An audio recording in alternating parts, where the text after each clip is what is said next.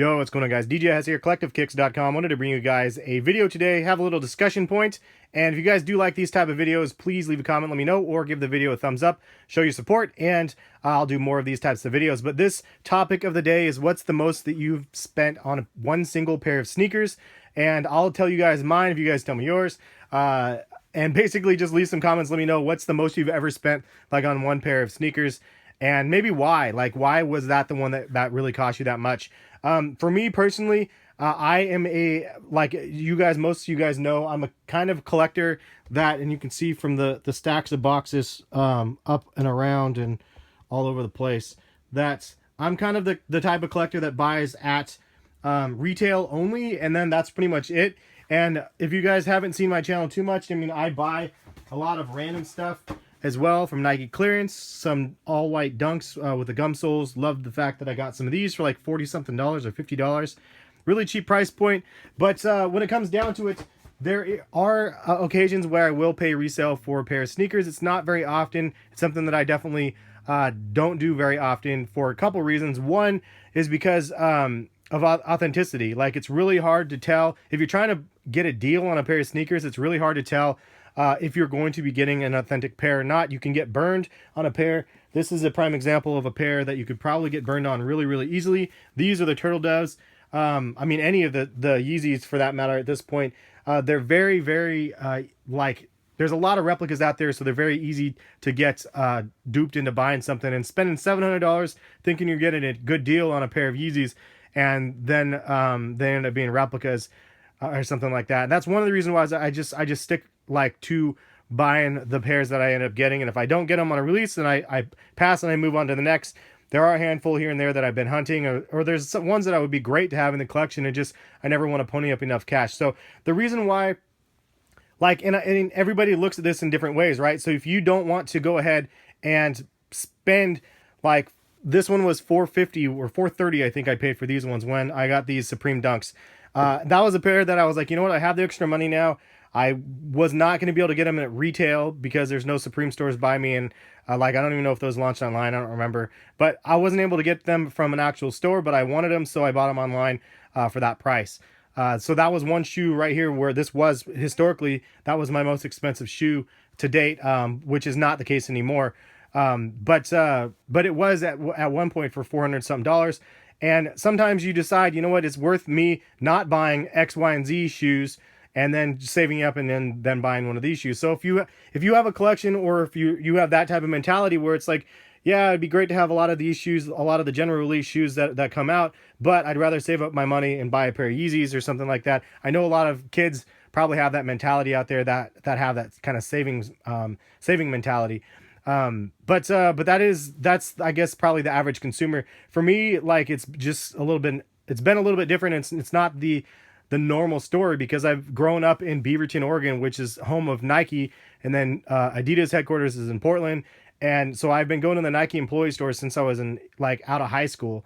So, like, I'm used to getting things for half price. So paying full retail for stuff was crazy. And then on top of paying full retail, paying like an elevated cost, it's just insane, like the way some of the retail or the resale prices are. So I'll tell you, I paid, I think these ones were $420 or $430 or $440 or somewhere around there. But these ones were my most two expensive pairs of sneakers before I ended up buying these ones right here.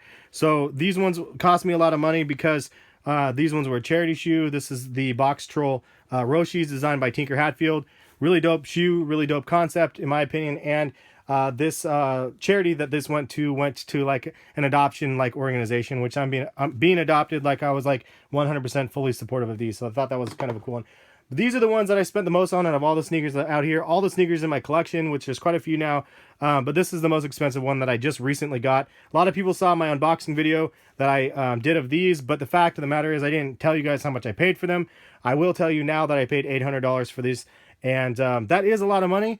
But for the shoe, I think it's a fair price. It's the price that I wanted to pay for this shoe. I didn't want to pay $1,000. 900 was kind of pushing it, but I saw them upwards of $1,300, and like for this pair, I mean, they're not dead stock. They're really, really good shape though. And even with a yellowed sole, like, there's all the tread on them. They're really, really in phenomenal shape. Some of you guys said they looked ashy. I saw comments that they look ashy, but it's because they're suede. They're not ashy. They look really good in hand. But that was my most expensive purchase, and it was a busy month as is. So the fact that I spent $800 on those was kind of crazy. I had a really good financial month. So for me, like, I was like, you know what?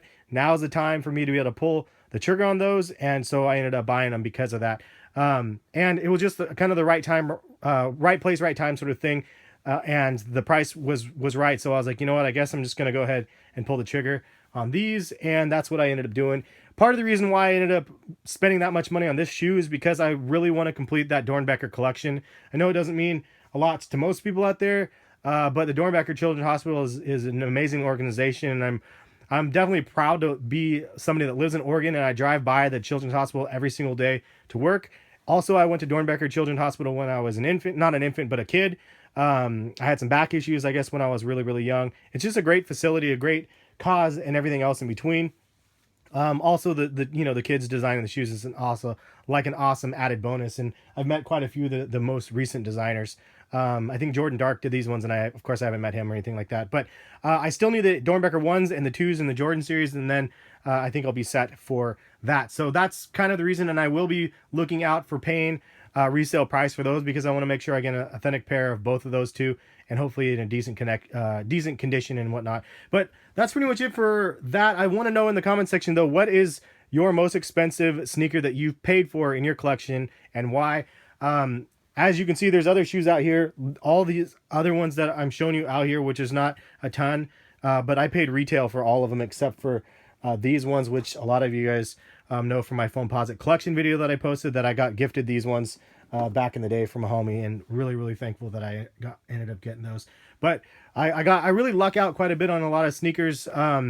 Like I got 2 pairs of the DB5s, one of my favorite shoes in the entire collection, as well as one of my favorite Jordans.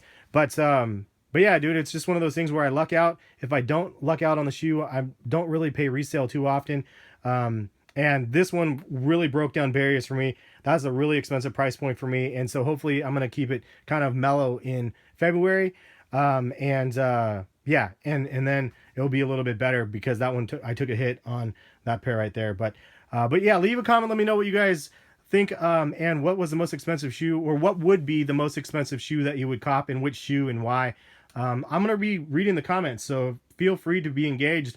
Leave some comments, and I definitely have been trying to get back to people a lot more now. So try it out, and hopefully I get back to you guys, and we'll catch you guys for some more videos soon. Peace.